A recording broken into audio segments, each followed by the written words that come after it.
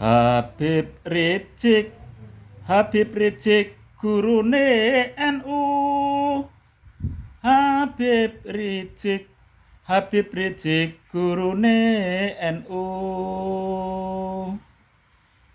LDII, LDII bolone NU. LDII, LDII bolone NU. Muhammadiyah, Muhammadiyah bolone NU. Muhammadiyah, Muhammadiyah bolone NU. Joko Tingkir, Joko Tingkir, Joko Tingkir wonge zahir. Joko Tingkir, Joko Tingkir seko Jawa. Joko Tingkir memang kon banyak berzikir. Aduh, lagu kok solawatan dosa geleme. Ya, yang senang Habib ya terserah. Yang cinta LDII nggih monggo. Yang berorganisasi Muhammadiyah ya silahkan. Ya memang di Indonesia ini berbagai macam golongan. Ada LDII, ada Salafi, ada NU, ada Muhammadiyah, ada Wahidiyah, ada jamaah-jamaah Torekoh, ada jamaah yang lainnya tidak bisa saya sebutkan. Yang jelas sudah ada 73 golongan. Nah, bagaimana golongan-golongan ini bisa bersatu? Bersatu kalau di dalam Islam ya Islam. Tetapi kita bisa bersatu, persatuan bukan persatuan organisasi, bukan persatuan partai atau persatuan golongan atau persatuan keyakinan atau persatuan habaib sekalipun. Tapi kita di Indonesia harus cinta Indonesia dan persatuan itu bukan persatuan agama, tapi persatuan Indonesia. Ini. Karena kenapa? Kita sudah mengamalkan Pancasila sebagai dasar negara kita. Jadi lahirnya Indonesia ini ya semenjak adanya Pancasila. Itulah hari kemerdekaan kita. Jadi kita ngitungnya itu dari hari kemerdekaan, bukan dari kerajaan-kerajaan, kerajaan Demak, kerajaan Majapahit yang tidak ada selesainya. Tetapi kita mulai dari lahirnya Indonesia yaitu tahun 1945.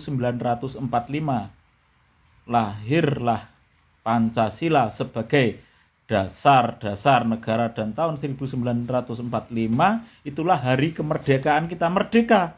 Namanya merdeka dan futuh berarti sudah futuh. Futuh itu menang, sudah menang di Indonesia berarti harus kita ikuti. Pancasila itu sebagai dasar. Namanya sebagai dasar berarti harus kita ikuti. Sebagai petunjuk harus kita jalankan, bukan hanya bacaan.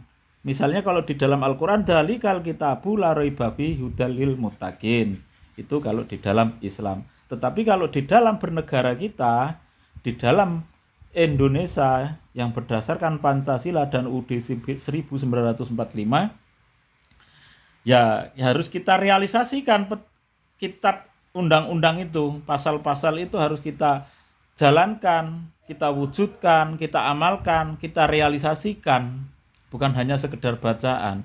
Kalau bacaan 10 km arah ke Kota Gajah, 10 km arah ke Pekalongan, itu hanya sekedar kita baca, maka tidak akan kemana-mana. Jadi setelah kita baca, kita jalankan, kita jalani petunjuk itu, pasti kita akan sampai apabila mengikuti petunjuk itu. Oleh sebab itu, kita yang ada di Indonesia, undang-undangnya sudah jelas, tidak bertentangan dengan aturan-aturan agama, berarti ini sudah menjadi falsafah sebagai ruh kita. Berarti harus kita jalankan, kita amalkan Pancasila itu. Pancasila yang pertama, ketuhanan yang Maha Esa, kemanusiaan yang adil beradab, persatuan Indonesia, kerakyatan yang dipimpin oleh hikmat kebijaksanaan dalam permusyawaratan perwakilan, dan yang kelima, keadilan sosial bagi seluruh rakyat Indonesia. Nah, 5 dasar itu harus kita pahami, kita jiwai, menjadi ruh kita, dan kita amalkan. Bukan hanya sekedar bacaan atau nyanyian-nyanyian. Juga lagu Indonesia Raya 3 stanza. Indonesia ini tanah yang mulia, tanah yang berseri, dan tanah yang suci. Berarti kita semua, baik masyarakat maupun pejabat, jangan Anda kotori. Yang jadi pejabat, jangan Anda koruptor atau korupsi. Anda yang jadi masyarakat, ikuti aturan-aturan. Aturan yang dari desa, kalau Anda di desa, aturan kecamatan, kabupaten, sampai ke pusat, aturan pusat. Oleh sebab itu, insya Allah apabila kita menjiwai lagu-lagu Indonesia Raya 3 stanza, insya Allah tanamkan itu, tanamkan. Indonesia Raya, lagu Indonesia Raya 3 stanza harus kita tanamkan, kita jiwai, menjadi ruh kita. Merdeka ruh, merdeka ilmu, dan merdeka pikir untuk membangun bangsa Indonesia. Merdeka.